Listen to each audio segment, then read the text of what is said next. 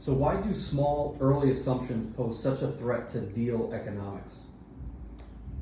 Sometimes the smallest number could like really throw off your project, and a lot of property owners, developers, they can be somewhat optimistic because they want the deal to work, or they want it to move fast because they just want to get the deal done.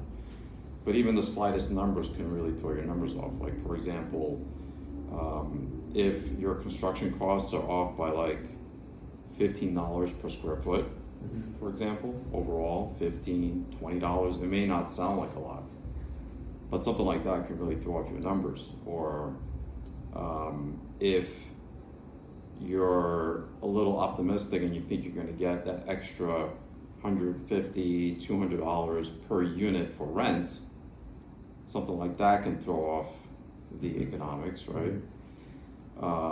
Or maybe, like 50 basis points, which is a 0.5% off on your cap rate at the end, that can throw off the economics easily.